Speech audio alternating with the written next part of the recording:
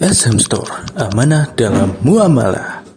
حق تقاته ولا تموتن إلا وأنتم مسلمون يا أيها الناس اتقوا ربكم الذي خلقكم من نفس واحدة وخلق منها زوجها وبث منهما رجالا كثيرا ونساء اتقوا الله الذي تساءلون به والأرحام إن الله كان عليكم رقيبا يا أيها الذين آمنوا اتقوا الله وقولوا قولا سديدا يصلح لكم أعمالكم ويغفر لكم ذنوبكم ومن يطع الله ورسوله فقد فاز فوزا عظيما أما بعد فإن أصدق الحديث كتاب الله وأحسن الهدي هدي محمد صلى الله عليه وعلى آله وسلم وشر الأمور محدثاتها وكل محدثة بدعة وكل بدعة ضلالة وكل ضلالة في النار.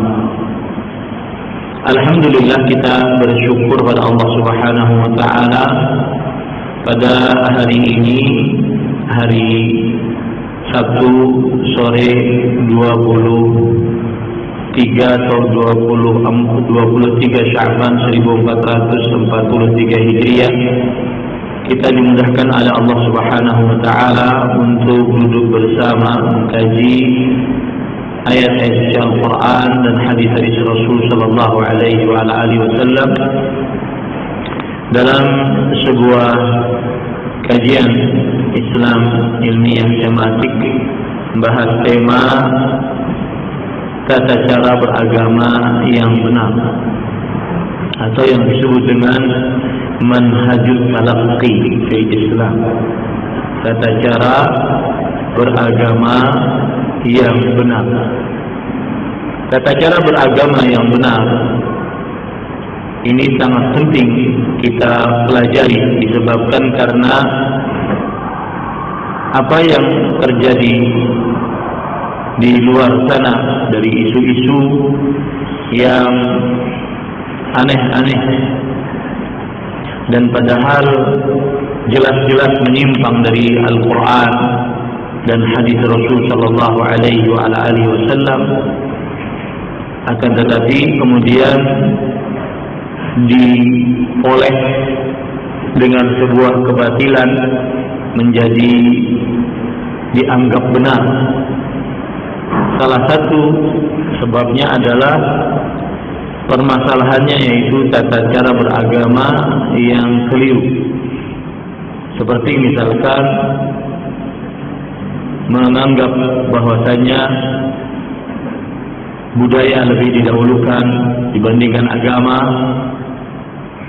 menganggap bahwasanya kebiasaan masyarakat banyak lebih didahulukan dibandingkan dari Al-Quran atau hadis Rasul sallallahu alaihi wasallam, menganggap bahwasanya kearifan lokal adalah berhak untuk menentukan sikapnya meskipun bertentangan dengan Al-Quran dan hadis Rasul sallallahu alaihi wasallam. Belum lagi permasalahan-permasalahan kekeliruan di dalam memahami Al-Quran dan hadis. Maka ini semua adalah tujuan dari tema kita, yaitu manhajut talaqqi wal istidlal, tata cara beragama di dalam agama Islam yang benar. Tata cara beragama dalam agama Islam ada 3. Yang pertama, ta'zimun nusus asy-syar'iyyah wal inqiyadu laha.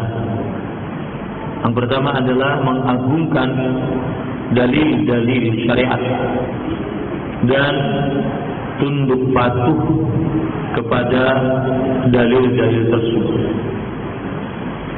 Kemudian yang kedua adalah al-i'timad 'ala al-ahadits as-sahihah, bersandar kepada hadis-hadis yang sahih. Kemudian yang ketiga, sihhatu fahmin nusus, benarnya pemahaman terhadap dalil-dalil syariat.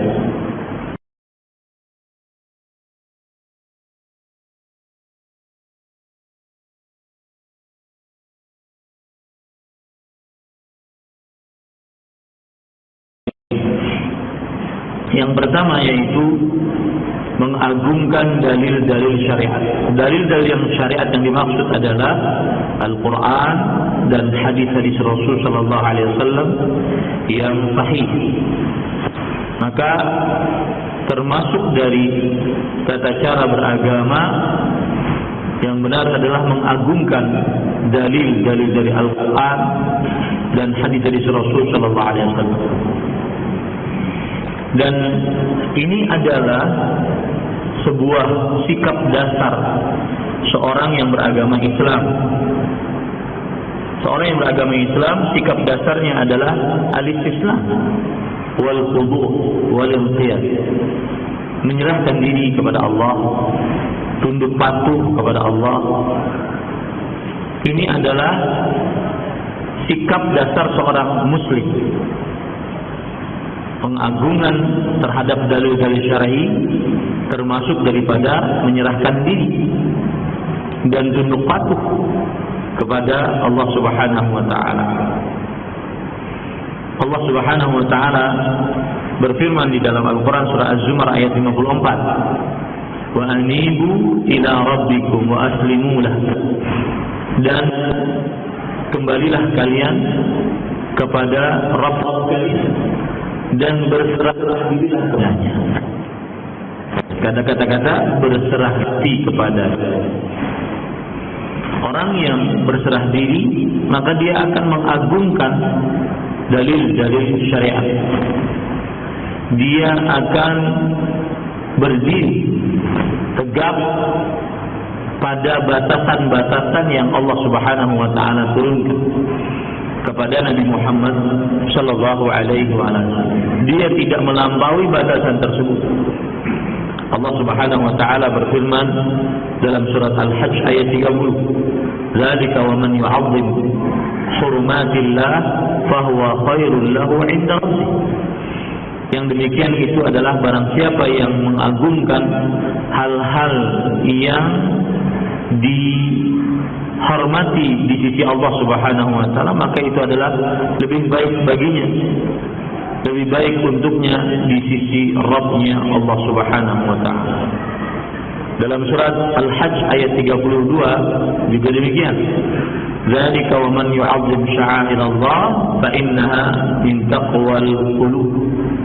Barang siapa yang mengagungkan syiar-syiar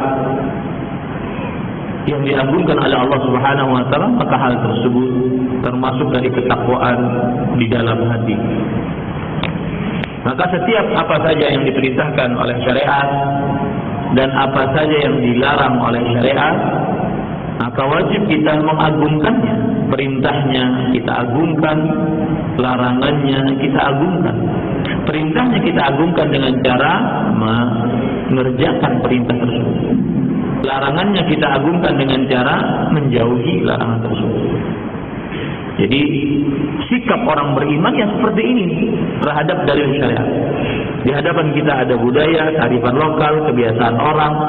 Tetapi ketika ada syariat yang bertentangan dengan budaya, kearifan lokal tersebut, maka kita wajib mendahulukan dalil-dalil syariat kita.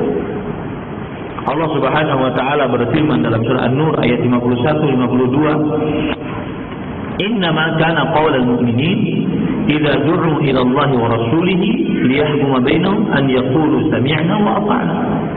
Sesungguhnya ucapan orang-orang beriman jika diajak kepada Allah dan Rasulnya agar menjadi hakim di antara mereka, maka mereka hanya mengucapkan sami'na wa kami mendengar dan kami taati. Mendengar untuk dipahami, kemudian setelah itu baru mengerjakan, yaitu mentaatinya. Wa ulaika humul muflihun. Mereka lah orang-orang yang beruntung. Wa man yuti'illaha wa rasulahu wa yakhshallaha wa yattaqi fa ulaika humul faizun. Siapa yang taat kepada Allah dan Rasulnya dan takut kepada Allah dan bertakwa kepadanya, mereka lah orang-orang yang beruntung. Nah, seperti ini semestinya seorang beriman. Setiap ada perintah, maka dia hanya mengatakan sami'na, kami mendengar perintah tersebut, lalu kami taati. Setiap ada larangan, maka mereka mengatakan kami mendengar larangan tersebut, kami memahaminya, lalu berusaha menjauhi. Allah Subhanahu wa taala melarang kita untuk mendahului Allah dan Rasulnya. Tidak boleh seorang muslim mendahului Allah dan Rasulnya. Tidak boleh mendahului Al-Quran dan hadis. Siapapun, dengan alasan perkataan siapapun, tidak boleh mendahului Al-Quran dan hadis Rasulullah SAW.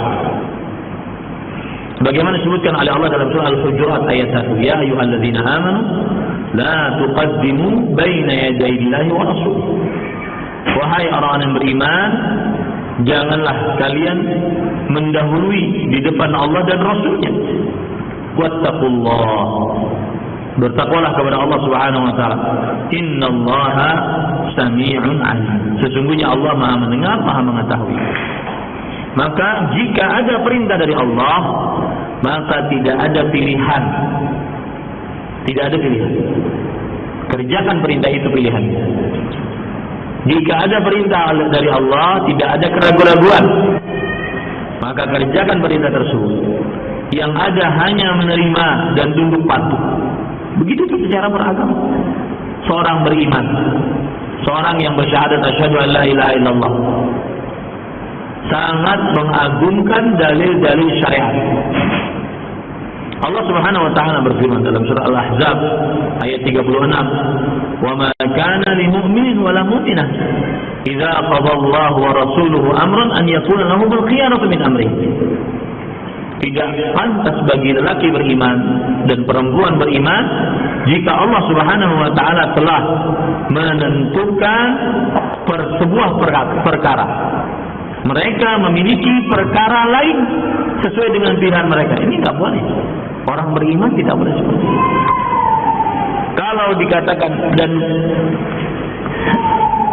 saya sering mengatakan bahwa para pendakwah harus jujur, tokoh agama harus jujur,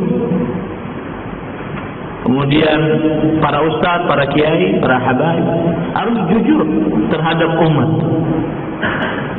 Harus yang dikatakan kalau seandainya itu terlarang, harus katakan terlarang, tidak boleh mencela-mencela. Seperti misalkan di dalam resepsi pernikahan, saya pernah dengar ceramah seseorang mengatakan bahwa para tokoh-tokoh agama dari organisasi tertentu paham betul bahwa ikhtilaf, percampuran antara laki-laki dan perempuan diharamkan, tetapi mereka tidak mau rusuh. Nggak boleh. Harus terangkan kepada umat bahwa ini terlarang.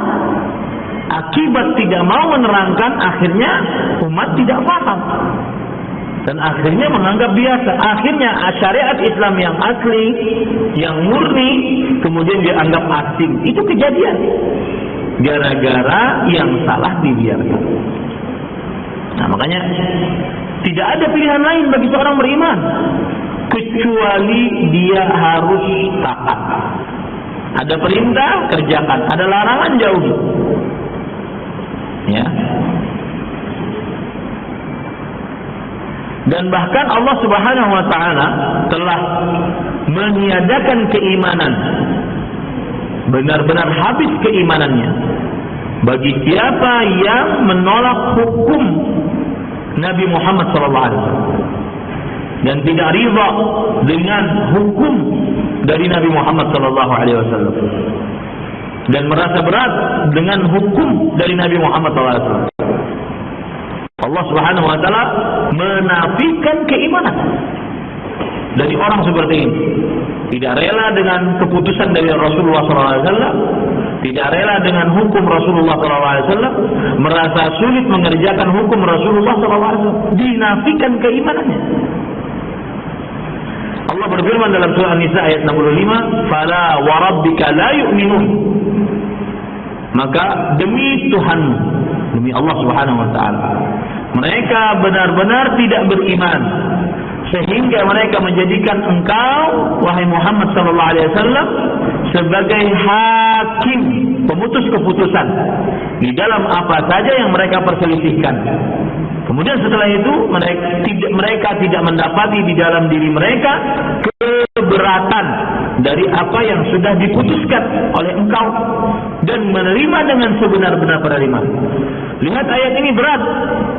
Apa beratnya? Yang tidak menerima keputusan Rasulullah sallallahu alaihi wasallam, maka dihilangkan keimanan. Secara mutlak hilang iman. Ya, ini bahayanya. Makanya para ikhwah yang dirahmati oleh Allah Subhanahu wa taala, aneh sebagian orang kadang-kadang kaum muslimin, bahkan tokoh agama lebih mendahulukan kearifan-kearifan lokal, budaya-budaya yang padahal itu sangat bertentangan dengan syariat Islam. Bagaimana ayat-ayat ini dia menghadapinya? Maka oleh sebab itu, tata cara beragama yang pertama adalah ta'zimun nusus, mengagungkan dalil-dalil syariat dengan cara tunduk patuh kepada dalil-dalil tersebut. Dan tidak ada lain orang menolak dalil-dalil syariat kecuali hawa nafsu. Tidak ada. Ya, tahu dia itu haram hukumnya. Makanya kemudian ada penjelasan-penjelasan, pengaturan-pengaturan bahasa yang akhirnya sebagian orang menerima. Oh iya. Kasus fenomena terbaru mengatur awan, mengatur hujan, kemudian dijelaskan A, B, C dengan bahasa-bahasa yang indah dan manis, akhirnya ya sudahlah. Bagi pendakwah tauhid tidak boleh hal tersebut dibiarkan. Kita harus menjelaskan kepada umat, lebih berjibaku lagi menjelaskan kepada umat bahwasanya tidak ada yang mengatur pencipta berkuasa kecuali Allah. Dan tidak ada yang diberikan kekuasaan oleh Allah kepada manusia dalam mengatur awan dan hujan kecuali dengan dalil syar'i. Kalau begitu nanti semua akan mengaku saya diberikan kekuasaan oleh Allah Subhanahu wa taala. Ini hati-hati para ikhwan yang dirahmati oleh Allah. Maka sekali lagi tidak ada penolakan yang terjadi terhadap dalil-dalil syar'i kecuali disebabkan hawa nafsu. Akhirnya timbullah syubhat. Makanya para ulama di antaranya Imam Ibnu Qayyim rahimahullah dalam kitab beliau Thariqul Hijratain mengatakan wa taqdimul wa fitnatus syubhat sababuha taqdimul hawa 'ala syara'.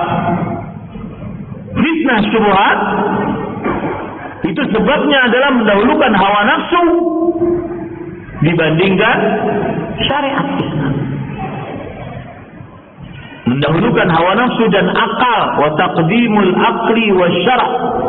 Taqdimul aqli wal hawa 'ala syara'. Mendahulukan akal, hawa nafsu di atas syariat.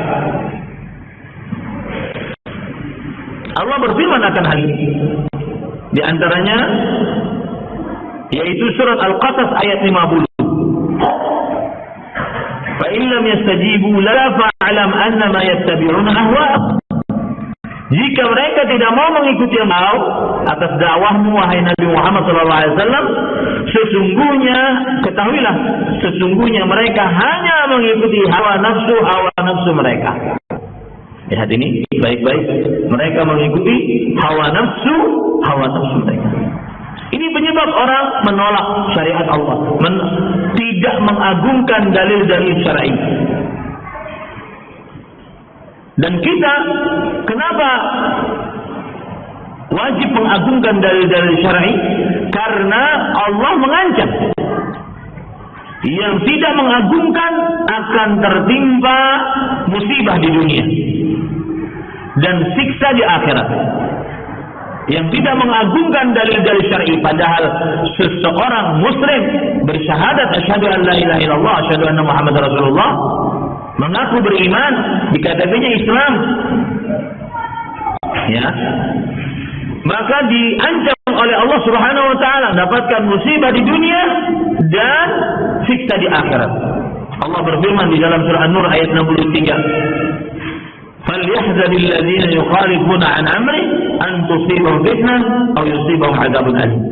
Berhati-hatilah orang-orang yang menyelisih perintahnya. Mereka akan ditimpa fitnah. Fitnah artinya musibah, kerusakan, kehancuran, dan kehancuran yang paling fatal adalah kesyirikan, kata Imam Ahmad rahimahullah.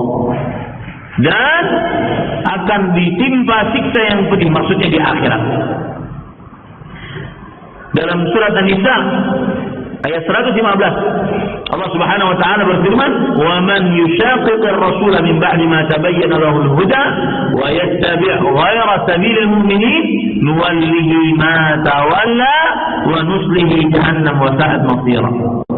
Siapa yang menentang Rasul sallallahu alaihi wasallam setelah jelas bagi dia petunjuk, tidak mau mengikuti ayat Quran, hadis Rasul yang sahih, padahal jelas ayat tersebut, hadis tersebut jelas, wa yattabi' ghayra sabilil mu'minin, dan mengikuti jalannya selain orang-orang beriman, mengikuti jalan selain orang-orang beriman, nuwallihi ma tawalla, maka kami berpaling sebagaimana mereka berpaling. Allah tidak akan urus dia. Wa nuslihi jahannam, dan kami akan nyalakan untuknya neraka jahannam. Wa sa'at masira, dan neraka jahannam adalah seburuk-buruk tempat kembali. Maka hati-hati Bapak Ibu saudara-saudari yang dimuliakan oleh Allah, ini adalah dalil-dalil yang begitu banyak tentang metodologi dalam beragama. Tata cara dalam beragama adalah mengagungkan dalil-dalil syariat, yaitu Al-Quran dan hadis Rasul Sallallahu Alaihi Wasallam. Sekarang coba kita ingin ambil contoh bagaimana manusia-manusia terbaik, dari mulai para sahabat, para tabi'in, para tabi'ut tabi'in, dalam perihal metodologi yang pertama ini, yaitu mengagungkan dalil-dalil syariat. Contoh, mereka sangat mengagungkan hadis Rasul Sallallahu Alaihi Wasallam. Ada sebuah kisah disebutkan dalam hadis riwayat Imam Muslim dari Abdullah bin Umar radhiyallahu anhu. Beliau bercerita, sami'tu Rasulullah sallallahu alaihi wasallam yaqul, la tamna'u sa'akumul masajid idza ista'dhannakum ilaiha. Kata Abdullah bin Umar radhiyallahu anhu, aku telah mendengar Rasulullah sallallahu alaihi wasallam bersabda, kalian wahai para suami, janganlah larang istri-istri kalian pergi ke masjid jika istri-istri kalian minta izin untuk pergi ke masjid, yaitu melaksanakan sholat berjamaah. Ini syariat Allah, itu hadis Rasul sallallahu alaihi wasallam. Suami melarang istrinya pergi ke masjid untuk sholat berjamaah, dengan catatan tidak berdandan, tidak pakai minyak wangi, tidak membuka aurat. Kemudian ada seorang anak dari Abdullah bin Umar yang meriwayatkan tadi ke Abdullah bin Umar. Ada seorang anak dari Abdullah bin Umar, Bilal bin Abdullah bin Umar. Bilal namanya. Bilal setelah mendengar hadis tersebut, beliau berkata, wallahi lanamna'ahunna. Demi Allah, sungguh kami para suami akan melarang istri-istri kami. Padahal syariatnya apa? Tidak boleh dilarang. Bilal mengatakan demi Allah, bersumpah bahkan, kami akan melarang. Kenapa dilarang? Karena para lelaki mempunyai rasa cemburu. Disebutkan para ikhwah, ini menjadi pelajaran bagi para suami. Saudah binti Zam'ah radhiyallahu anha, istri Nabi Muhammad SAW. Beliau bercerita, kami sudah mengerjakan haji dan umrah. Dan semenjak turun ayat dalam surah Al-Ahzab, waqarna fi buyutikunna, dan hendaklah kalian wahai para wanita diamlah di rumah kalian, maka semenjak itu kami tidak akan keluar. Dan benar, semenjak turun ayat tersebut, Saudah binti Zam'ah tidak keluar kecuali dalam keadaan sudah meninggal untuk disolati. Subhanallah. Begitu para wanita di zaman Rasulullah SAW. Dan ini menjaga perasaan suaminya, karena suaminya mempunyai rasa cemburu. Dan sangat berbeda di zaman sekarang. Perempuan sudah biasa keluar rumah, bahkan berdandan. Kalaupun tidak keluar rumah, di dalam rumah, pakaian di dalam rumah dilihat oleh orang banyak. Kita di media sosial kadang heran-heran.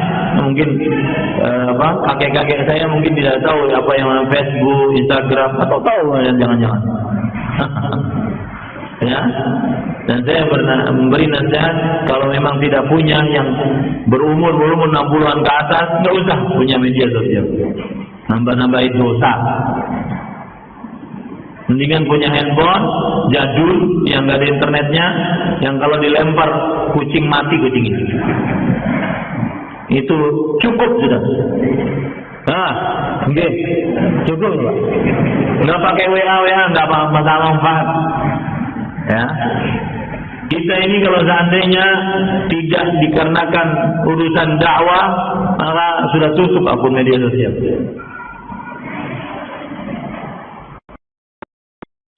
Kita bagaikan lilin menerangi orang sedangkan kita terbakar sendiri. Ahibati billah, afanillah wa iyyakum. Bilal radhiyallahu anhu rahimahullah, beliau mengatakan itu untuk menjaga aurat istrinya. Demi Allah kami tidak akan kami akan melarang istri-istri kami. Beda dengan zaman sekarang. Kalau tidak keluar rumah, maka keluar di media sosial. Apa yang terjadi di media sosial, apa yang terjadi dalam rumah, yang aturan tidak boleh ada yang lihat. Istri kita dalam keadaan seperti itu dinampakkan di media sosial. La haula wala quwwata illa billah. Dan saya berpesan yang ngaji sunnah jauh. Wallahi kita akan pertama kali ditanya oleh Allah tentang hal itu. Anak-anak perempuanmu yang kamu beri handphone, yang sampean beri handphone pribadi, nah, akhirnya dia memiliki akun media sosial tersendiri. Hati-hati, sering-sering dilihat, dicek, karena itu akan berlanjut lama. Ketika dia sudah memperlihatkan pantat-pantatnya kepada laki-laki, harus ada rasa cemburu pada yang. Dan bersyukurlah kepada para orang tua yang masih tegar sampai sekarang. Meskipun pandemi menghantam, anak-anaknya tidak punya handphone pribadi. Bersyukur kepada Allah. Itu nikmat dari Allah Subhanahu wa taala. Meskipun dia umurnya SD, SMP, SMA, dia bisa hidup saja tanpa media sosial. Bisa hidup Pak, tanpa media sosial. Nah, sakit ini kok sama? Sakit kan? Bisa hidup. Hanya kita kadang-kadang tidak tega dengan anak-anak kita. Hati-hati pada ikhwan. Padahal itu akan menjerumuskan kita. Maka Bilal mengatakan itu, wallahi la namna'am, demi Allah kami akan larang. Itu untuk menjaga aurat istrinya, bukan karena ingin membantah hadis Rasul sallallahu alaihi wasallam. Tapi apa yang dilakukan oleh Abdullah bin Umar, sang bapak? Fa'aqbala alaihi Abdullah fasabbahu sabban sayyi'an. Datang sang bapak kepada anaknya Bilal tadi. Kemudian sang bapak mencaci maki anaknya dengan caci maki yang sangat buruk. Mengapa? Karena sudah menentang hadis Rasul sallallahu alaihi wasallam. Rasul sallallahu alaihi wasallam mengatakan jangan dilarang, beliau mengatakan kami akan larang. Padahal tujuannya baik. Kemudian perawi mengatakan, "Ma sami'tuhu sabbahu mithlahu qattu." Aku tidak pernah mendengar Abdullah bin Umar mencaci seseorang seperti dia mencaci anaknya pada saat itu. Kemudian Abdullah bin Umar radhiyallahu anhu mengatakan, "Ukhbiruka an Rasulillah sallallahu alaihi wasallam wa taqul la namna'hu." Kata Abdullah bin Umar kepada anaknya, "Aku sedang memberitahukan hadis Rasul kepada engkau. Kemudian engkau menyanggah, kami akan benar-benar melarang." Padahal Rasulullah SAW mengatakan jangan dilarang. Ini pengagungan sunnah yang harus muncul selalu dalam hati seorang yang bersyahadat asyhadu an la ilaha illallah wa asyhadu anna Muhammadar Rasulullah. Ini pengagungan sunnah. Bahkan dalam beberapa riwayat, Abdullah bin Umar radhiyallahu anhu akhirnya sampai mati tidak membicarai ini Bilal. Gara-gara seperti itu. Harus mengagungkan sunnah Rasul sallallahu alaihi wasallam. Lihat lagi sebuah hadis yang diriwayatkan oleh Imam Muslim juga. Dari Abdullah bin Mughaffal radhiyallahu anhu. Sahabat Rasul sallallahu alaihi wasallam bernama Abdullah bin Mughaffal. Annahu ra'a rajulan min ashabihi yakhdhif. Bahwasanya beliau melihat dari kawan-kawan beliau ada yang main ketapel, berburu dengan ketapel. Berburu dengan ketapel. Faqala lah la takhlif fa inna Rasul sallallahu alaihi wasallam kana yaqra. Kemudian Abdullah bin Mughaffal radhiyallahu anhu mengatakan, jangan kamu lakukan ini main ketapel. Sesungguhnya Rasul sallallahu alaihi wasallam membencinya. Makruh. Berburu dengan ketapel makruh. Fa innahu la yustadu bihi as-sayd wa la yanqa'u bihi al-'ad. Walakinnahu yaksiru sinna wa yafqahu al-'ain. Apa sebabnya? Karena kalau digunakan untuk berburu, maka dia tidak mematikan binatang buruannya. Dan dia tidak membunuh musuh, tetapi dia cuma mematahkan gigi, membutakan mata, tidak berbahaya. Menyiksa malah. Jangan main ketapel. Dan ini menunjukkan bahwasanya, saya tadi pagi di dalam setelah saya ceritakan bahwa sunnah Rasul bukan ukurannya hanya celana di atas 2 mata kaki, jenggot panjang, bukan ukurannya hanya jilbab lebar kemudian pakai cadar, bukan. Sunnah Rasul mencakup seluruh ajaran Rasul dalam setiap aspek kehidupan manusia. Akidahnya, ibadahnya, muamalahnya, adab dan akhlaknya. Itu adalah sunnah Rasul SAW. Termasuk di dalamnya berburu, memakai ketapel. Sunnah Rasul SAW melarang. Maka kita wajib untuk taat. Sebagian orang, terutama yang ngaji sunnah, hanya menganggap sunnah adalah celana di atas 2 mata kaki, jenggot panjang, selesai. Habis itu nggak datang lagi ke majelis-majelis ilmu. Banyak tuh kawan-kawan sekarang begini. Sudah tahu, sudah celana di atas 2 mata kaki, kemudian panjang jenggotnya, kemudian ikut kajian beberapa kali, oh cuma itu isinya, selesai. Akhirnya tidak duduk lagi di majelis-majelis ilmu. Nah, para ikhwan yang dirahmati oleh Allah Subhanahu wa taala, setelah itu Abdullah bin Mughaffal radhiyallahu anhu melihat orang itu kembali main ketapel. Artinya kan ngeyel. Maka kemudian Abdullah bin Mughaffal radhiyallahu anhu berkata, "Ukhbiruka anna Rasulullah sallallahu alaihi wasallam kana yakrahu." Ukhbiruka anna Rasulullah sallallahu alaihi wasallam kana yakrahu aw yanha 'anil khadj. Aku memberitahukan kepada Rasulullah SAW, memberitahukanmu tentang Rasulullah SAW bahwasanya beliau membenci atau melarang tentang ketapel. Summa araka takhfif. Lalu engkau masih main ketapel? La ukallimuka abadan. Aku tidak akan berbicara selamanya kepadamu. Hanya urusan itu, Pak. Harus tegar, kokoh, kuat di dalam hal seperti itu. Hanya urusan ketapel, subhanallah. Ini para ikhwan yang dirahmati oleh Allah Subhanahu wa taala. Ini sekali lagi saya ingatkan, sunnah Rasul bukan hanya urusan akidah, tauhid, kebalikannya syirik. Bukan hanya urusan akidah, sunnah, kebalikannya bid'ah. Bukan. Sunnah Rasul juga termasuk muamalah, pernikahan, jual beli, hutang piutang. Termasuk orang yang mengamalkan ngaji sunnah ketika berhutang bayar. Jangan pas ketika ditagih, afwan akhi. Afwan akhi apa? Pakai kata kunci afwan akhi. Termasuk sunnah Rasul sallallahu alaihi wasallam adalah menjaga adab dan akhlak. Di antara adab dan akhlak yang sangat menurun sekarang adalah menjaga keperawanan dan aurat wanita. Menganggap bahwasanya wanita tidak perawan sudah biasa. Ini hati-hati. Ini harus digalakkan bahwasanya itu tidak biasa. Itu dosa besar.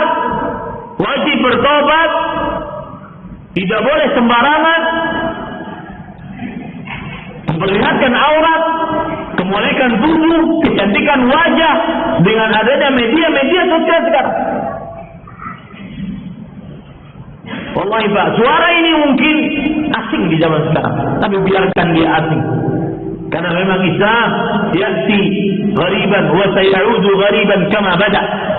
Islam datang kepada dalam keadaan asing dan akan kembali asing sebagaimana muncul awalnya. Biarkan dia.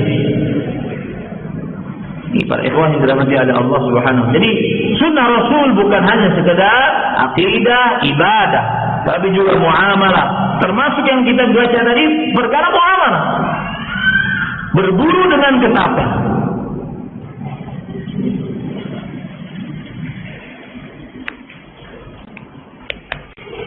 Kemudian para ikhwan yang dirahmati oleh Allah Subhanahu wa taala. Contoh yang lain. Bagaimana para sahabat Nabi radhiyallahu anhu mengagungkan dalil-dalil syariat. Di antaranya, kalau tadi para sahabat, saya akan mengambil cerita dari para tabi'in atau tabi'ut tabi'in. Muslim bin Ubaidillah bin Syihab Az-Zuhri, Imam Az-Zuhri. Disebutkan riwayatnya di dalam kitab As-Sunnah yang ditulis oleh Imam Al-Khallal rahimahullah. Qala rajulun liz-Zuhri, ada seorang lelaki berkata kepada Imam Az-Zuhri, "Ya Abu Bakar, hadits Rasulullah sallallahu alaihi wasallam, laisa minna man latama al-khubuz wa laisa minna man lam yuwaqqir kabirana wa ma ashbaha hadzal hadits." Yang artinya banyak hadis-hadis Rasul yang berbunyi bukan dari kami ketika mendapatkan musibah memukul-mukul pipi. Termasuk juga bukan dari kami seorang yang tua, seorang yang muda tidak menghormati yang berumur tua.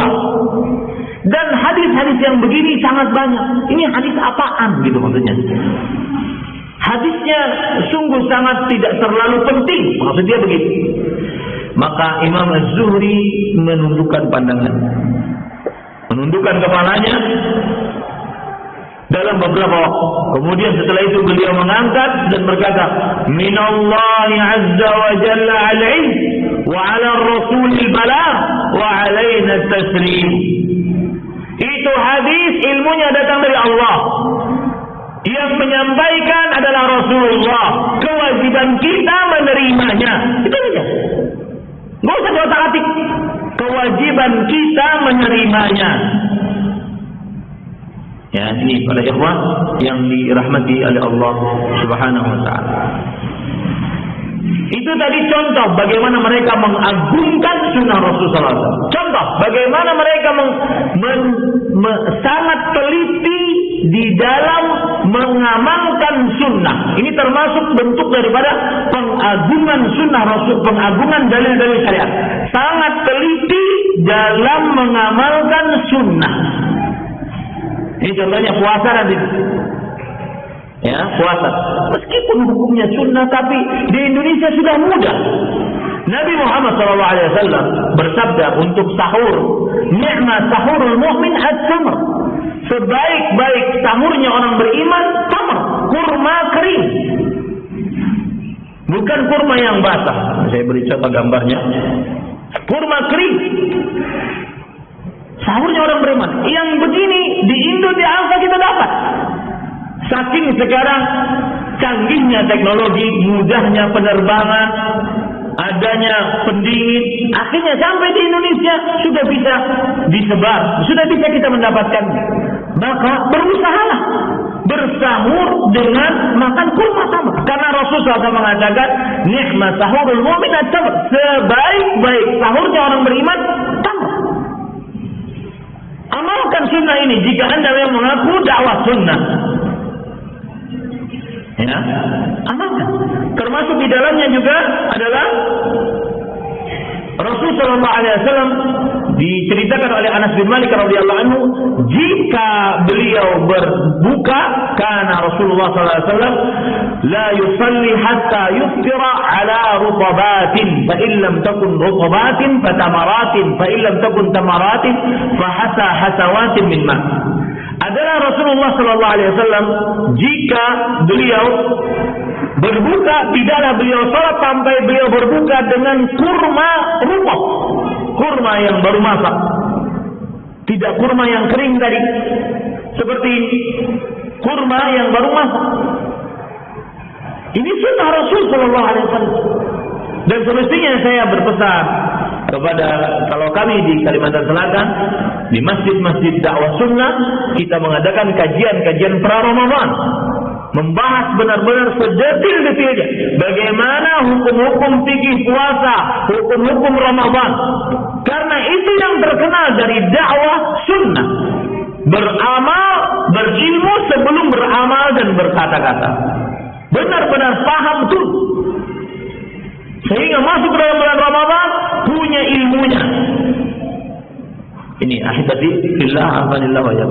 Yang seperti ini pun sudah ada di Indonesia. Yang dahulu kita waktu menjadi mahasiswa di Madinah hanya ada pada bulan Juni, Juli, Agustus karena musim panas. Sekarang kecanggihan teknologi, ada freezer, penerbangan cepat, kemudian sampai di sini masuk lagi freezer, akhirnya bisa. Berusaha untuk itu. Karena itu sunnah Rasul sallallahu alaihi wasallam, dan itu metode mengagungkan dalil-dalil syariat. Teliti dalam mengamalkan sunnah. Teliti dalam mengamalkan sunnah.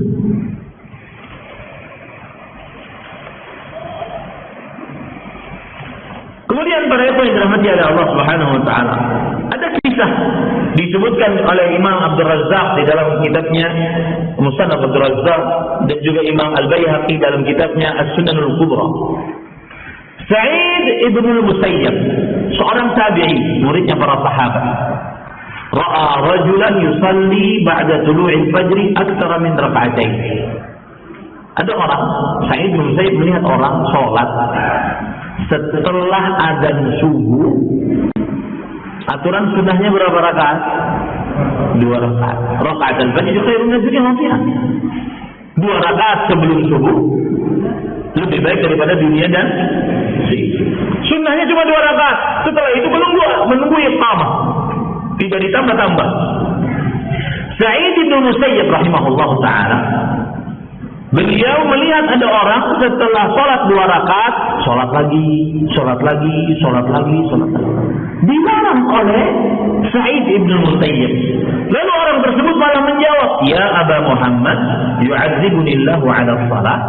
Wahai Abu Muhammad, apakah Allah akan menyiksa saya kalau saya sholat? Nah ini persis nih, ya, yang bersolawat tetapi tidak sesuai dengan sunnah Rasul, sambil joget-joget, sallallahu alaihi Nabi. Ketika dinasihati, apakah Allah akan menyiksa saya kalau lagi selawatan, sambil dibarengi dengan musik, joget-joget, laki-laki perempuan bercampur? Apakah Allah akan menyiksa saya kalau lagi selawatan? Sama seperti itu. Apakah Allah akan menyiksa saya kalau saya lagi sholat? Kemudian kata Sa'id bin Musayyab, la. Allah tidak akan menyiksamu karena kamu sholat, walakin yu'adzibuka ala khilafi sunnah. Tetapi Allah akan menyiksamu karena tidak sesuai dengan sunnah Rasul sallallahu alaihi wasallam. Teliti dalam mengerjakan sunnah. Ini termasuk contoh pengagungan terhadap dalil-dalil syariat. Contoh yang lain, disebutkan riwayat ini dalam kitab Hilyatul Awliya yang tulis oleh Imam Abu Nu'aim Al-Asbahani, kemudian ada I'tisam yang tulis oleh Imam dalam kitab Al-I'tisam. Baik. Ada seorang lelaki menemui Imam Malik bin Anas rahimahullah. Lelaki ini ingin berumrah atau berhaji. Kemudian dia bertanya, dari mana aku berihram? Imam Malik bin Anas di kota Madinah. Orang ini berkata, ya Abu Abdullah, min aina uhrim? Wahai Imam Malik Abu Abdullah kunyahnya, dari mana aku berihram? Kemudian Imam Malik rahimahullah menjawab sesuai dengan hadis Rasul dan sesuai dengan perbuatan Rasul sallallahu alaihi wasallam, min Dzul Hulaifah, min haitsu ahrama Rasulullah sallallahu alaihi wasallam. Berihram dari Dzul Hulaifah, yang mana Rasulullah sallallahu alaihi wasallam berihram di situ. Dzul Hulaifah dari kota Madinah, dari Masjid Nabawi sekitar 15 sampai 20 menit. Kemudian orang ini berkata, lihat, inni uridu an uhrima minal masjidi min indil qabr. Aku ingin berihram dari Masjid Nabawi, dari samping kuburan Nabi Muhammad sallallahu alaihi wasallam. Kalau dilihat dari kesucian tempat, mana yang lebih suci? Masjid Nabawi. Dibandingkan Dzul Hulaifah, Masjid Nabawi tentunya. Maka secara perasaan sudah betul, aku ingin berihram di Masjid Nabawi di samping kuburan Rasul sallallahu alaihi wasallam. Apa kata Imam Malik? La taf'al, jangan engkau lakukan. Fa inni akhsha 'alaikal fitnah. Aku khawatir engkau akan tertimpa fitnah. Fitnah di sini maksudnya adalah kerusakan, musibah. Orang ini menyangkal. Wa ayyu fitnatin hati-hati, innama hiya amyalu aziduha. Lihat. Fitnah apa yang aku dapatkan? Musibah apa nanti yang aku dapatkan? Ini kan cuma menambah beberapa jarak saja. Yang aturannya di sini, saya berihram, saya tarik ke sini. Hanya nambah beberapa jarak saja. Paham ceritanya? Maka kata Imam Malik rahimahullah, wa ayyu fitnatin a'zamu min antara annaka sababta ila fadilah qassara anha Rasulullah sallallahu alaihi wasallam. Kata Imam Malik rahimahullah, fitnah apa, kerusakan apa yang lebih besar dibandingkan engkau menganggap engkau lebih dahulu untuk mendapatkan sebuah keutamaan yang Rasul sallallahu alaihi wasallam tidak pernah mengerjakannya. Rasul sallallahu alaihi wasallam berihram di Dzul Hulaifah.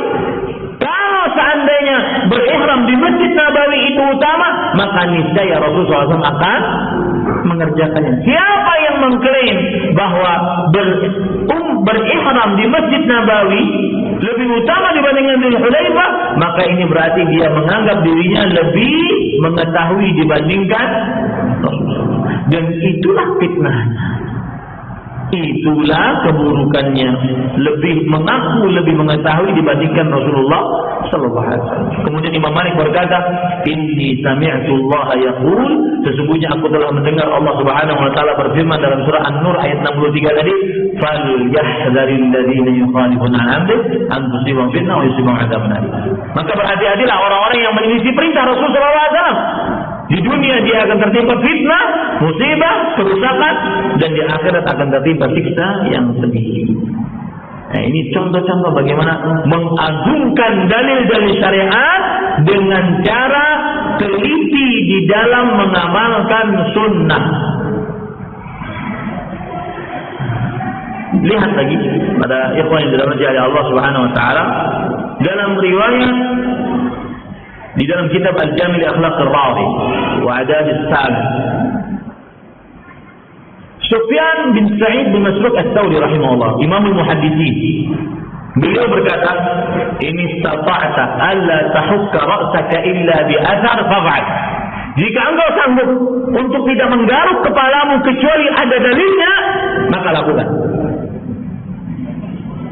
Maka lakukan. Ini barbershop yang kerja di motongan. Maka dahulukan yang kanan. Teliti dalam mengerjakan sunnah. Dan ingat sekali lagi, sunnah bukan perkara akidah saja, ibadah saja, muamalah, adab, akhlak. Karena Rasulullah SAW yu'jibuhu tayammun fi sya'ni kulli. Adalah Rasulullah SAW, beliau sangat suka mendahulukan bagian yang kanan di dalam segala aktivitasnya, terutama yang mulia-mulia. Ustaz, ini kan urusan potong rambut, mana ada urusan agama. Enggak. Saya sering mengatakan perkataan Syekh Akram Ziyad Al-Abbad. Beliau mengatakan begini, salah satu murid Syekh Al-Albani rahimahullah, ketika kita daurah di Malang, beliau mengatakan begini, kana salaf yaf'aluna sunnah li'annaha sunnah, wan nasu al-yawm yatrukuna sunnah li'annaha sunnah. Para sahabat terdahulu, para tabi'in, para tabi'ut tabi'in yang mengikuti para sahabat dengan baik, mereka mengamalkan amalan yang hukumnya sunnah karena dia adalah sunnah Rasul, karena dia adalah ajaran Rasulullah SAW. Para sahabat terdahulu, mereka mengamalkan amalan yang hukumnya sunnah karena sunnah Rasul. Sunnah di sini maksudnya apa? Sunnah yang kedua maksudnya apa? Ajaran Rasul. Mendahulukan yang kanan, hukumnya sunnah, tidak wajib. Tetapi diperhatikan, diteliti saat mengerjakannya. Kenapa? Karena itu termasuk daripada sunnah Rasul, ajaran Rasul SAW. Paham maksud saya, Pak? Ya. Orang terdahulu mengerjakan amalan yang hukumnya sunnah, nggak wajib hukumnya. Mereka kerjakan sunnah. Kenapa? Karena itu adalah sunnah Rasul. Apa maksud sunnah di sini? Ajaran Rasul. Makanya ketika ada yang mengatakan jenggot, ya, cuma 1, 2, 3 tusuk sate, kemudian berdalil ini adalah sunnah Rasul, hukumnya cuma sunnah, tidak wajib. Hatta walau sunnah, meskipun dia hanya hukumnya sunnah, kerjakan. Bukankah itu ajaran siapa? Rasul. Sedangkan orang-orang sekarang meninggalkan sunnah karena dianggap sunnah. Apa maksudnya? Meninggalkan ajaran Rasul SAW karena hanya dianggap hukumnya sunnah. Paham? Nah, ini para yang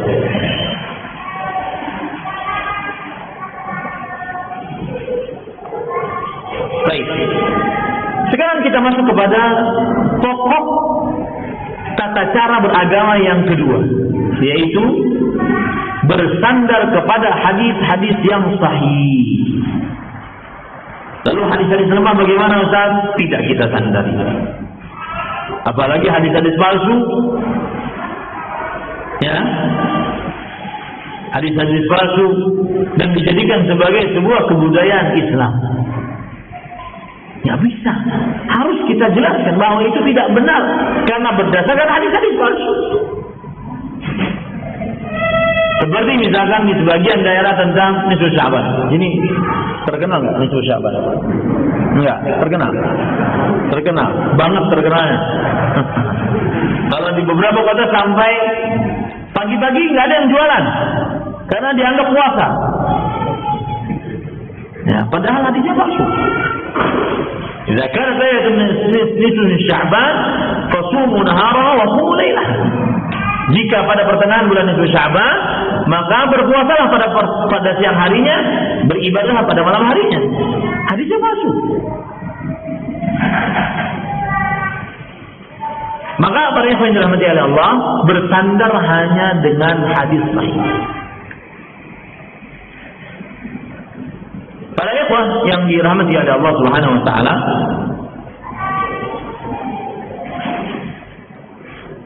para ulama rahimahumullah ta'ala sangat memperhatikan tentang hadis. Apakah hadis ini sahih ataukah hadis ini tidak sahih. Coba perhatikan perkataan seorang tabi'in yang mulia, Muhammad bin Sirin rahimahullah. Perkataan beliau disebutkan di dalam kitab Muqaddimah Sahih Muslim. Lam yakunu yas'aluna 'anil isnad falamma waqa'atil fitnah qalu sammu lana rijalan فينظر إلى أهل السنة فيؤخذ حديثهم وينظر إلى أهل البدع فلا يؤخذ حديثهم. Yang artinya, dulu para sahabat Nabi tidak bertanya tentang sanad. Sanad itu adalah mata rantai rawi. Rasulullah SAW meriwayatkan kepada sahabat, sahabat meriwayatkan kepada tabi'i, tabi'i meriwayatkan kepada tabi'ut tabi'i, tabi'ut tabi'i meriwayatkan kepada syekh, syekh meriwayatkan kepada gurunya. Gurunya di sini yaitu kepada imam, maksud saya. Imam di sini Imam Bukhari, Imam Muslim, Imam Abu Dawud. Ini semua disebut dengan apa? Sanad atau isnad, sama saja. Dulu orang-orang terdahulu tidak bertanya tentang sanad. Tapi ketika sudah terjadi kekacauan, tumbuh Khawarij. Mulai ada kaum Syiah Rafidhah, mulai ada kaum Murji'ah. Qalu sammu lana rijalakum. Kalau kamu mau menyebutkan hadis, maka sebutkan rawi-rawinya, agar kami tahu siapa yang kamu bawakan hadisnya tersebut. Ini menunjukkan bagaimana para ulama terdahulu sangat perhatian kepada sahih hadis, hadis yang sahih. Maka jika dia berasal dari ahli sunnah, diambil hadisnya.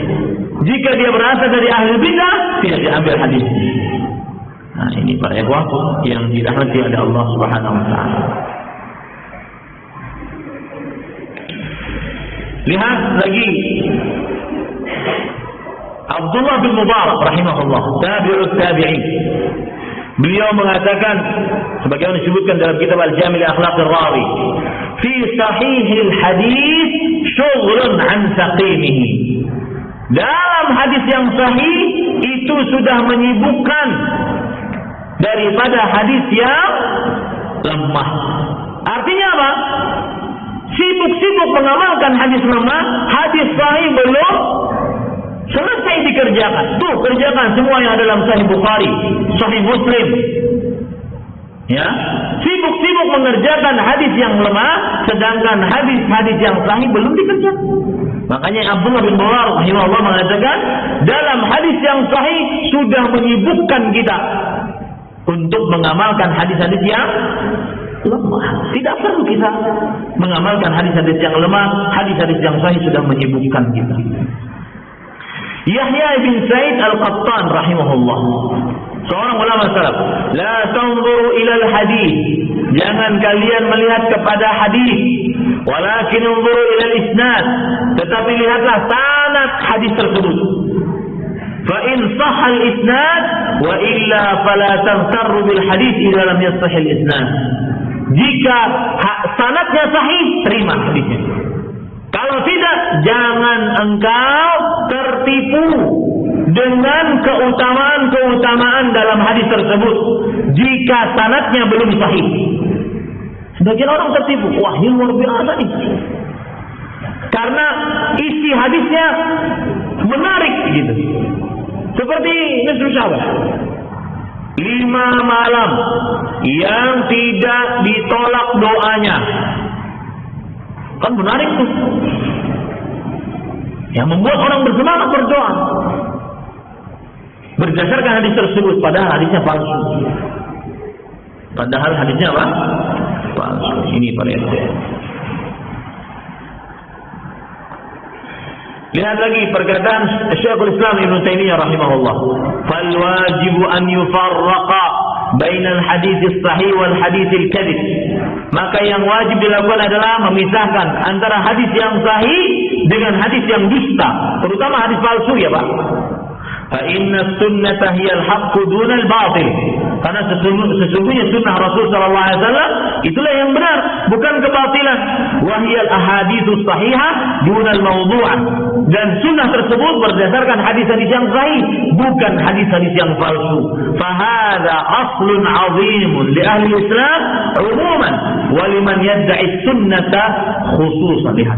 Ini adalah pokok ajaran Islam secara umum, terutama orang-orang ahlu sunnah yang ikut dakwah sunnah secara khusus.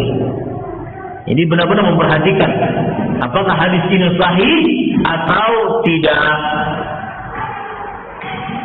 Lihat lagi, Imam Ibnu Taimiyah rahimahullah taala berkata juga di dalam kitab Minhajus Sunnah An-Nabawiyyah, wa la yajuzu an yu'tamada fi syari'ah 'ala al-ahadits al-dha'ifah allati laysat sahihatan wala hasan.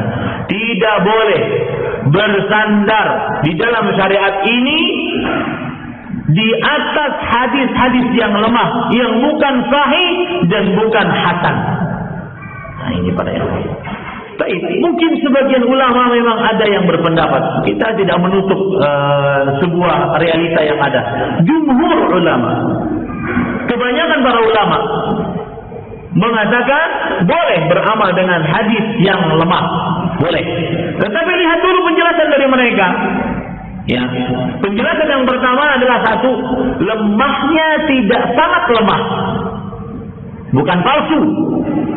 Yang kedua, hadis yang lemah ini dibawahi dasarnya ada hadis yang sahih.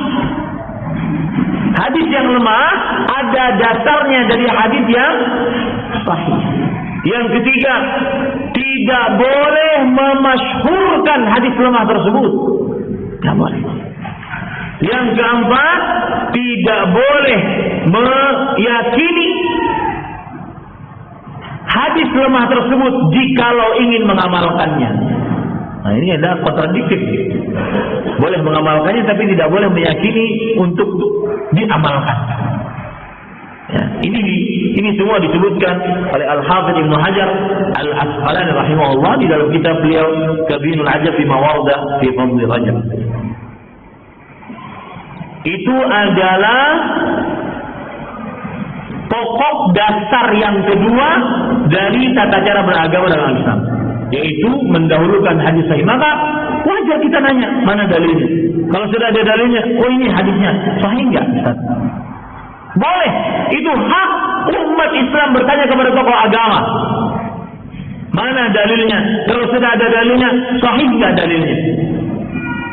Itu hak umat Islam bertanya kepada tokoh-tokoh agamanya agar dia beragama dengan baik dan benar sehingga berharap pahala di sisi Allah Subhanahu wa taala. Metode yang ketiga, tata cara beragama yang ketiga yaitu sihhatu fahmin nusus.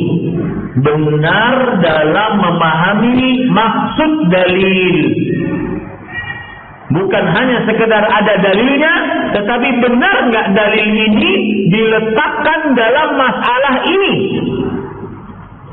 Sebagian orang memakai Al-Quran, memakai hadis Rasul SAW. Bahkan pernah ada saya nonton waktu itu di YouTube, ada nabi palsu diwawancarai, dan hanya di Indonesia nabi palsu diwawancarai.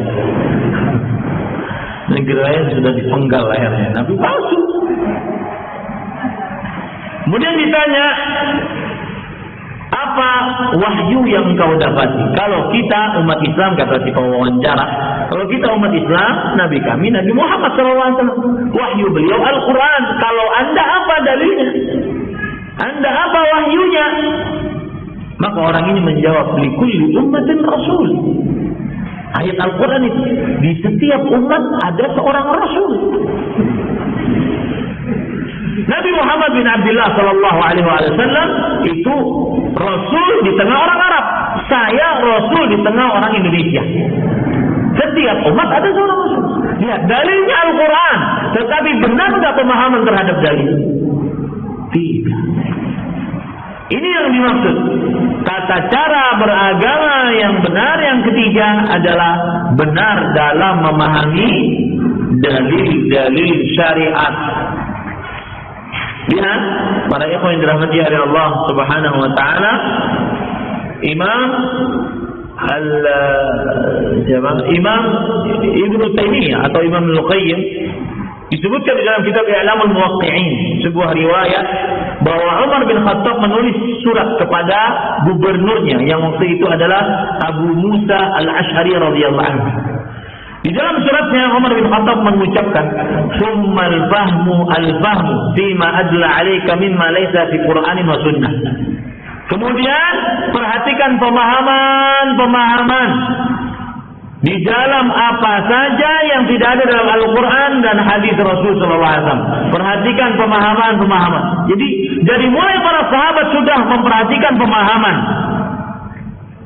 agar tidak mudah-mudah memahami Al-Quran dan hadis dengan seenaknya sendiri. Lihat lagi perkataan Imam Ibnu Qayyim al-Jauziyah rahimahullah dalam kitab beliau I'lamul Muwaqqi'in. Sihhatul fahmi wa husnul qasdi min a'zami ni'amillah ta'ala an'ama biha ala 'abdihi. Benarnya pemahaman dan baiknya niat, 2 poin. Benarnya pemahaman dan baiknya niat adalah termasuk nikmat yang paling besar yang Allah Subhanahu wa taala berikan kepada seorang hamba. Maka para ikhwan yang dirahmati oleh Allah, timbul kemudian bagaimana memahami dalil-dalil syariat dengan pemahaman yang benar. Jawabannya yang pertama adalah bersandar kepada pemahamannya para sahabat Nabi radhiyallahu anhu. Inilah yang disebut dengan manhaj salaf. Inilah yang disebut dengan as-salafiyah. Dakwah salaf, dakwah mengajak kepada memahami Al-Quran dan hadis dengan pemahaman para salaf, para sahabat. As-salafiyah adalah dakwah yang mengajak kepada pemahaman para sahabat Nabi radhiyallahu anhu. Kenapa mereka kita jadikan sebagai standar pemahaman yang benar? Karena satu, mereka diridhai oleh Allah. Dan tidak mungkin Allah meridhai suatu kaum kecuali beragamanya benar. Sebagaimana dalam hadis dalam surah At-Taubah ayat 100, "Was-sabiquna al-awwalun minal muhajirin wal ansar walladzina tabauhum bi ihsan radhiyallahu anhum wa radu anhu." Dan generasi pertama dari kaum Muhajirin dan Ansar dan orang-orang yang mengikuti mereka dengan baik, Allah telah ridha kepada mereka dan mereka ridha kepada Allah Subhanahu wa taala. Subhanallah. Ini para ikhwan yang dirahmati oleh Allah Subhanahu wa taala. Kemudian sebab yang kedua, mereka adalah orang yang sudah dijamin surga. Sebagaimana dalam surah At-Taubah ayat 100 tadi, "Azzallahu lahum jannat." Allah telah menyediakan bagi mereka surga, dijamin surga.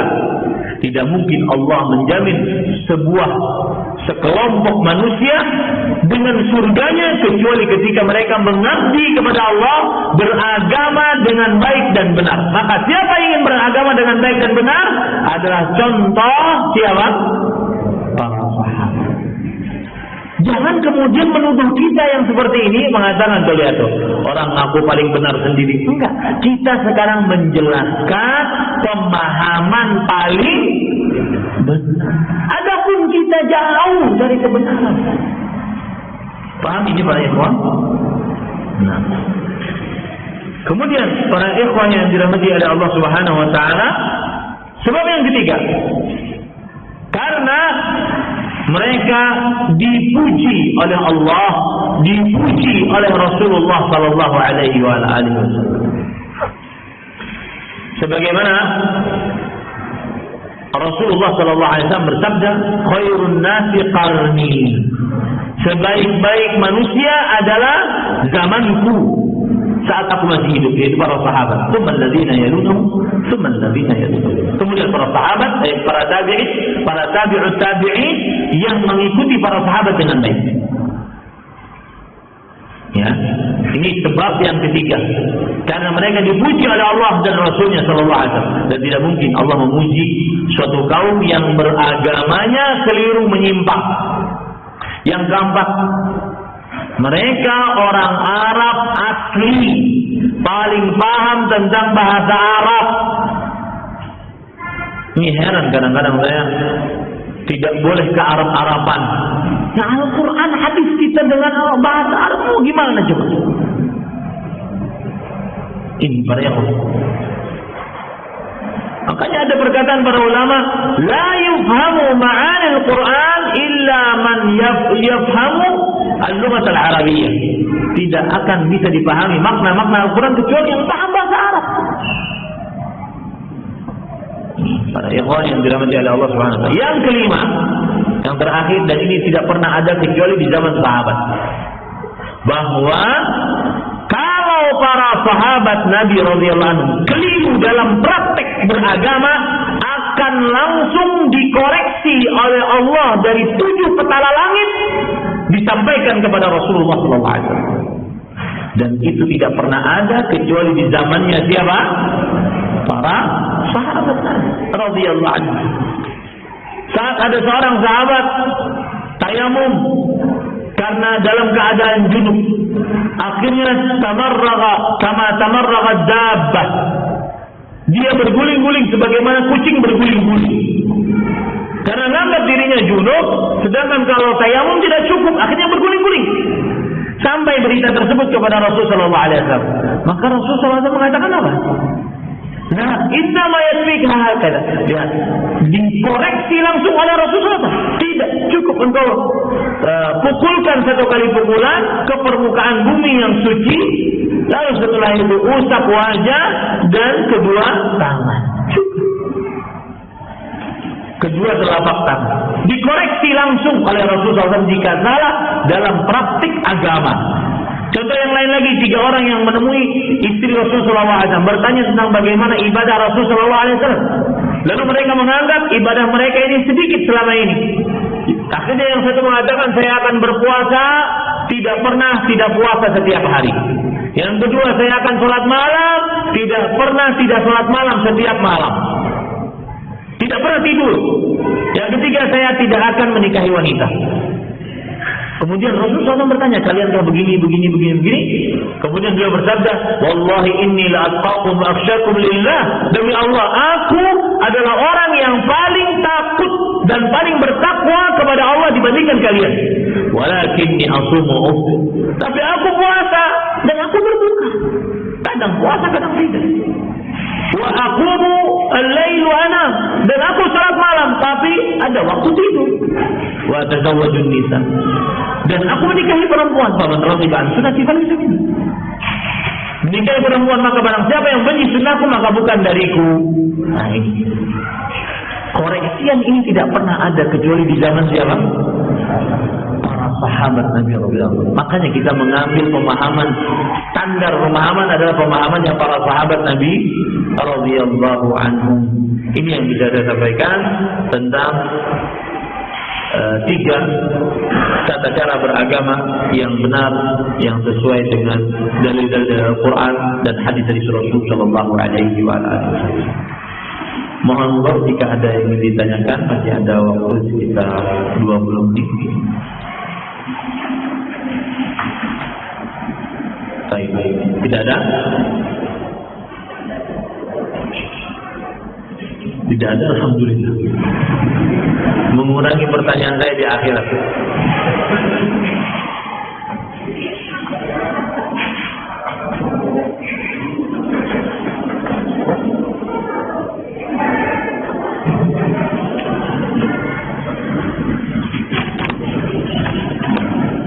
Bagaimana jika orang tua, baik bapak atau ibu yang agamanya Islam tapi belum benar dan cenderung melenceng dari kaidah semestinya melarang anak laki-lakinya untuk beribadah Islam, terutama salah, dan cenderung mengatur, apakah boleh anak laki-laki tersebut tidak mentaati ibunya yang demikian? Syukran jazakumullahu khairan katsiran.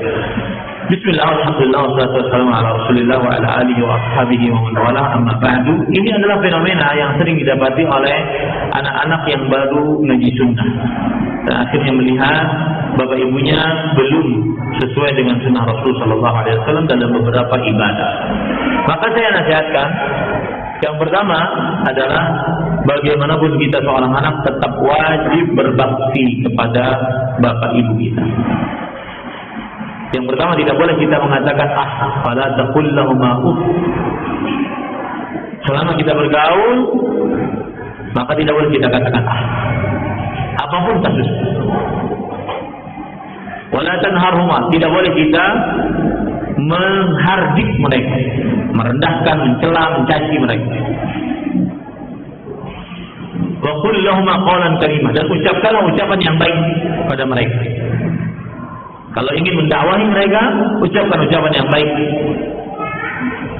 Waqfid lahum janaha dzulli minar rahmah, dan tawaduklah di hadapan mereka. Jangan sampai seorang malah kemudian merasa sombong, ujub di hadapan orang tua yang mungkin belum mengetahui sunnah Rasulullah SAW. Oh, Bapak Ibu nggak ngaji sih, saya senang ngaji Masjid Al-Amin. Tidak boleh merendahkan. Kita harus tawadhu di hadapan orang tua. Yang ketiga, mendoakan. Wa qur rabbirhamhuma kama rabbayani shaghira. Dan doakan mereka agar mereka mendapatkan petunjuk untuk beramal ibadah sesuai dengan sunnah Rasul sallallahu alaihi wa ala alihi wasallam. Dan saya nasihatkan, saya punya pengalaman masalahnya akan hal ini. Jangan lupakan doa. Doa itu membuat sesuatu yang dianggap manusia sulit jadi mudah. Dan seorang anak kadang-kadang mendakwahi bapak ibunya untuk perkara-perkara yang mungkin disepakati oleh kaum muslimin. Tetapi karena bapak ibunya belum ngaji, belum masuk kepada dakwah sunnah, masuk ke dalam hati maksud saya, maka akhirnya susah menerima. Padahal disepakati, seperti ibu belum pakai jilbab, bahkan ibu atau bapak belum sholat, atau mungkin yang di sini bapaknya belum sholat. Maka saya nasihatkan, ya, tetap amalkan yang 5 tadi, yang sudah saya sebutkan dalam surah Al-Isra tadi. Tidak boleh mengatakan tidak boleh menghardik, ucapkan ucapan yang baik, tawadhu dan doakan. Terutama doakan baik-baik. Bermunajat kepada Allah, mendoakan. Karena ibunda Abu Hurairah radhiyallahu anhu masuk Islam gara-gara doa Rasulullah sallallahu alaihi wasallam. Maka doakan mereka. Kemudian yang kedua adalah saat mendakwahi jangan sampai tawadhu tadi, jangan sampai seperti kita mengajari seorang anak kecil. Pak, Bu, duduk. Allah berfirman, aja. Tetapi dengan saat kita asik lagi ngobrol, kemudian kita menyinggung sedikit, itu pun dengan bahasa kiasan. Misalkan ibunya sedang belum memakai jilbab, padahal jilbab, kesepakatan imam yang wajib hukum. Saya nggak tahu ada yang dianggap ulama di Indonesia ini mengatakan kemudian tidak wajib hukum. Kesepakatan imam yang 4 wajib, bahkan kesepakatan para sahabat Nabi radhiyallahu anhu. Maka nasihati ibunya, Bu, saya pengen nanti kita di akhirat sama-sama masuk surga. Amin, kata ibu. Tapi syaratnya pakai jilbab, Bu. Jujur, taat kepada Allah. Diam nanti ibunya tuh. Karena nanti akan berpikir, iya, kalau saya nggak ketemu dengan anak saya gimana? Sedih, berpikir, disentuh hatinya. Begitu caranya.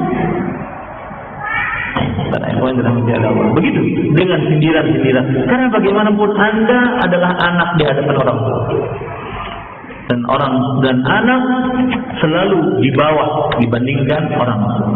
Bagaimanapun keilmuan kita, mau ustaz 1000 umat, 1.000.000 followers, tetap dia anak. Mau doktor, profesor, tetap dia anak di hadapan orang tua. Maka jaga marwah orang tua saat mendakwahi orang tua. Alhamdulillah bisa mengikuti kajian Ustaz secara langsung. Berawal 2014 nonton rekaman Ustaz saya jadi mengenal manhaj salaf. Jazakallahu khairan. Barakallahu fikum. Mudah-mudahan kita diwafatkan dalam Islam dan sunnah. Semuanya karena Allah Subhanahu wa taala. Hamba yang fakir, tidak ada sama sekali usaha. Semuanya hanya Allah Subhanahu wa taala. Al-fadlu lillahi awwalan wa akhir. karunia seluruhnya milik Allah, awalan dan akhirat. Dan saya ingatkan, lewat siapapun kita dapat dakwah sunnah ini, maka bersyukurlah kepada Allah Subhanahu wa taala dan istiqamah di atasnya. Karena dakwah sunnah ini sudah disebutkan oleh Rasulullah SAW, ya'ti 'alan nasi zaman as-sabiru 'ala dini kal-qadir 'ala al-jamr. Akan datang kepada manusia suatu masa orang yang bersabar di atas agamanya, dia seperti memegang batu api, harus kokoh. Dan saya nasihatkan kepada kita semua, terutama diri saya pribadi, yang paling utama bukan saat Anda bertaubat, tetapi yang paling utama adalah saat Anda mati di atas Islam dan di atas taubat tersebut. Karena yang menjadi ukuran adalah bukan masa lalu Anda. Yang menjadi ukuran bagaimana seseorang mati di atas taubatnya. Karena yang menjadi ukuran amalan terakhir, innamal a'malu bil khawatim. Sesungguhnya amalan tergantung pada akhir. Maka berdoalah kepada Allah agar istiqamah, karena kita tidak tahu kapan diuji oleh Allah Subhanahu wa taala. Ustaz-ustaz yang kita lihat di media sosial sedang diuji dengan budaya, diuji dengan kuburan, diuji. Kita tidak tahu kapan diuji. Dan apakah kita setegar itu imannya atau tidak? Berdoalah kepada Allah. Allahumma inni a'udzubika min zawali ni'matik wa tahawul 'afiyatik wa fujaati ni'matik wa jami'i sakhatik. Hadis sahih. Ya Allah, aku berlindung denganmu dari hilangnya nikmat-Mu.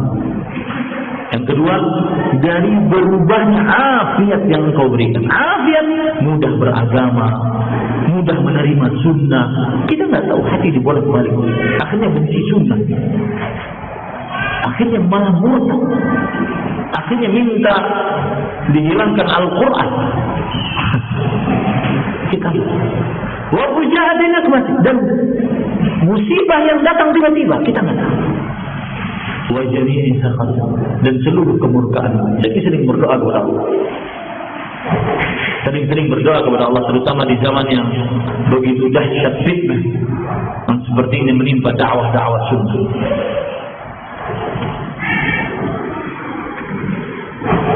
Afwan Ustaz, mohon nasihatnya. Sudah seorang istri yang saya ini kacamata saya rusak, jadi bawa yang beginian nggak jelas. Assalamualaikum warahmatullahi wabarakatuh. Ustaz, mohon nasihatnya untuk siapa yang masih muda baca? Sudah dikurangin ya Mas, yang matanya sudah. Allah Ta'ala.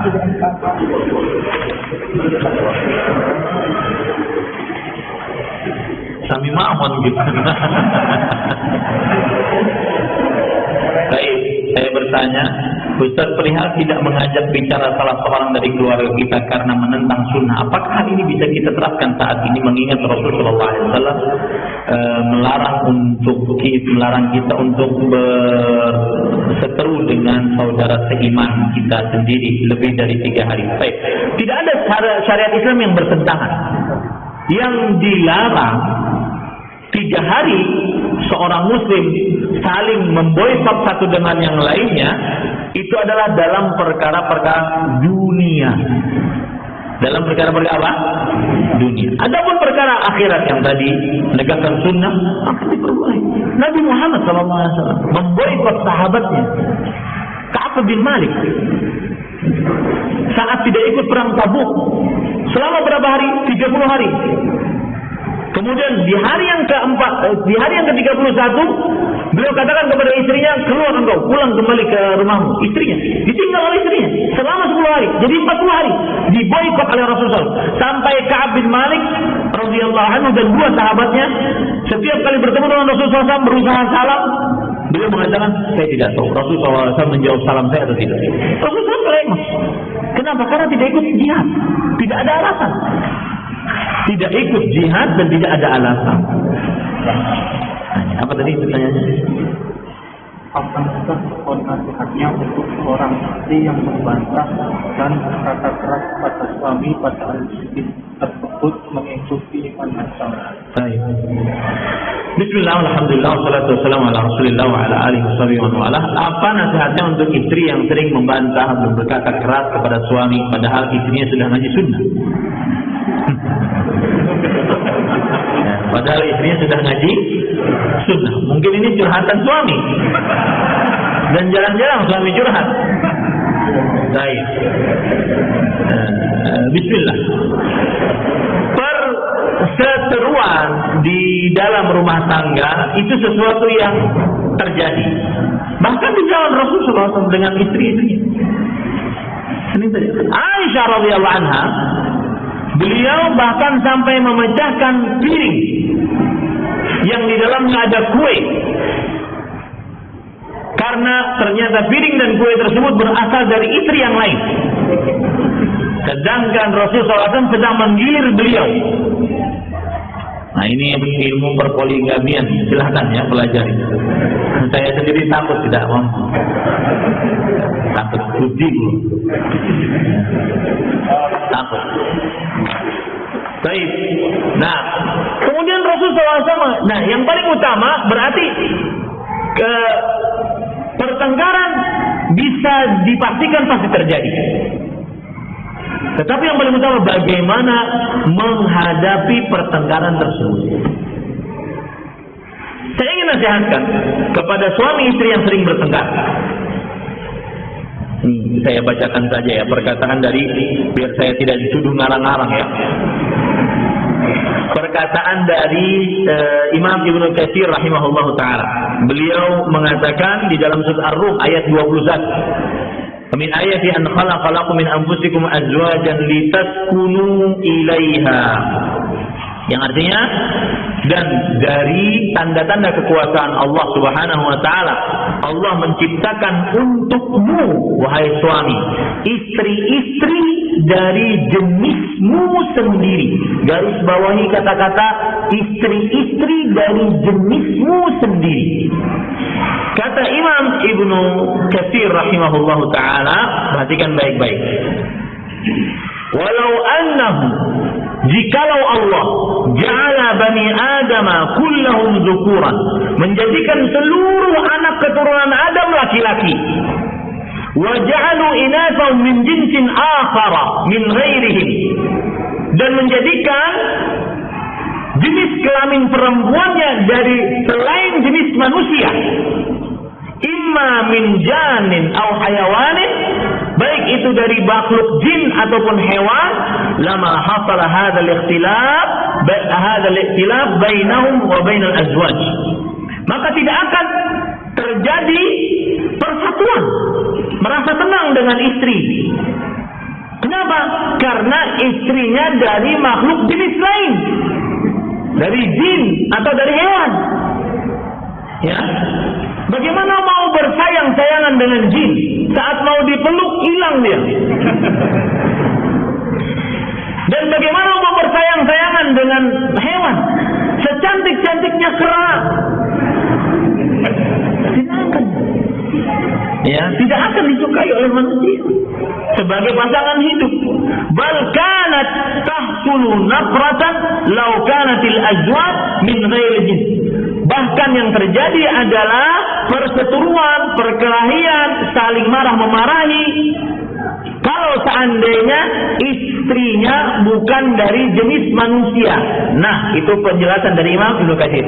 Maksud saya, suami istri yang sering bertengkar, dikit-dikit tengkar, ini jangan-jangan salah satunya bukan dari manusia.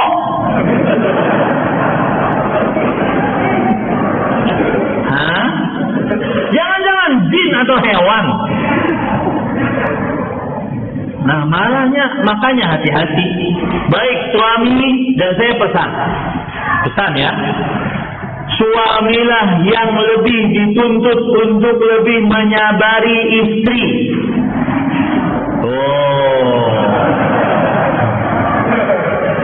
Lah memang hadisnya hadisnya begitu. Wa'ashiruhunna bil ma'ruf. wahai suami, gaulilah istrimu dengan baik. Itu redaksi ayat kepada suami. Kemudian Rasulullah SAW bersabda, dari firman Allah. Sekarang Rasulullah SAW bersabda, "Au istausu bin nisa'i khairan." Aku wasiatkan, wahai kalian para suami, agar berbuat baik kepada istri-istri kalian. Suami yang lebih dituntut lebih menyabari istri. Maka sing waras ngalah. Ya. Ini para ikhwan yang dirahmati oleh Allah Subhanahu wa taala. Maka nasihat saya kepada suami, lebih bersabar. Kemudian setelah itu dinasihatkan juga kepada para istri, salah satu hal yang sangat menarik, ini menarik, penemuan menarik. Terakhir saya tutup kajian ini, bahwa Jibril alaihi salam pernah datang kepada Rasul sallallahu alaihi wasallam. Kemudian berkata, "Ya Muhammad, aqri Khadijah minni salam." Wahai Muhammad sallallahu alaihi wasallam, bacakan salam kepada istrimu Khadijah. Wa basyirha bi baitin fil jannah. Dan beritahukan kabar gembira untuknya, mendapatkan sebuah rumah di dalam surga. Lihat Bu, ibu-ibu akan mendapatkan sebuah rumah dalam surga. Apa syaratnya? Min qasabin la sakhaba fihi wala nasab. Rumah yang terbuat dari bambu-bambu berlian. La sakhaba fihi wala nasab. Yang mana hidup di dalam rumah tersebut tidak ada sakhab, suara yang ribut. Para ulama menjelaskan hadis ini, kata mereka, ini adalah perintah bagi suami, bagi istri, bahwa Khadijah mendapatkan rumah dari berlian, yang mana rumahnya tidak gaduh, karena Khadijah radhiyallahu anha lam tarfa' sautaha 'ala Nabi sallallahu alaihi wasallam. Beliau tidak pernah mengangkat suaranya atas Nabi Muhammad sallallahu alaihi wasallam. Sang suami yang bertanya, la saqaba bihi wala nasab, dan tidak ada kesulitan hidup di dalam rumah tersebut. Para ulama menjelaskan, Khadijah selama menjadi pendamping Rasulullah SAW tidak pernah meminta yang sulit-sulit terhadap Rasulullah SAW. Sakit gue. Ya, ini dia. Mudah-mudahan bisa dipahami semuanya. Intinya, seorang suami harus bisa bersabar terhadap istrinya, lebih bisa lembut terhadap istrinya. Kenapa Pak? Coba pikirkan. Bapak kan punya anak perempuan. Coba Bapak pikirkan. Saya sampai sekarang punya anak perempuan 2. Mungkin nanti sudah tahu siapa yang mau ngambil. Saya sampai sekarang masih mikir. Anak yang saya sayangi, yang ketika dia lahir saya menemani istri samping. Kemudian yang gendong pertama kali saya, yang menyayanginya saya, membiayainya saya sampai dia dewasa bersama saya. Lalu enak saja ada laki-laki ngambil, ya. Kemudian setelah itu ketika bersama dia kemudian dimarahi, marah. Maka saya katakan para suami bersabar dengan kelakuan istri selama dia tidak nusyuz, selama dia tidak menentang, selama dia tidak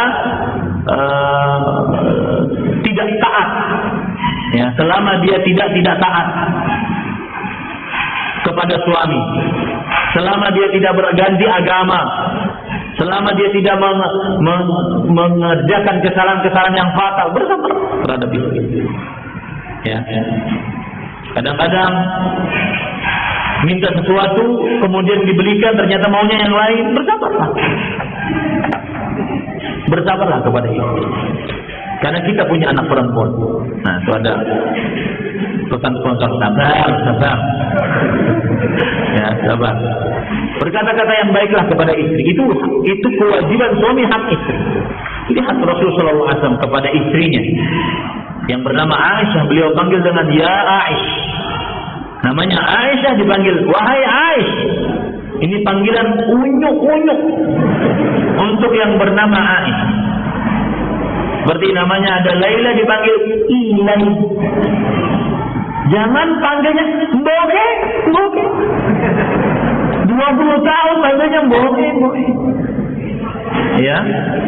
Saya manggil istri saya ada 4 panggilan. Sayangku, cintaku, manisku, rinduku. Tuh, makan puas. Puas gitu. Ya. Maka para ikhwan yang dirahmati oleh Allah Subhanahu wa taala, bersabarlah, lembutlah dengan perempuan. Rasul SAW menjelaskan, fa innahunna awanun 'indakum. Sesungguhnya mereka tawanan di sisi kalian. Istri itu tawanan kita, enggak boleh keluar kecuali dengan izin kita. Nafkah dari kita. Ya, nafkah dari kita. Kemudian tidak boleh keluar ke rumah kecuali dengan izin kita. Bahkan kalau bapaknya manggil kita tidak mengizinkan, dia wajib taat kepada kita. Maka bersabarlah dengan keadaan istri. Ya. Demikian semoga yang disampaikan bermanfaat. Kita cukupkan dengan kafaratul majlis. Subhanallahumma bihamdika asyhadu an la ilaha illa anta astaghfiruka wa atubu ilaik. Wassalamualaikum warahmatullahi wabarakatuh.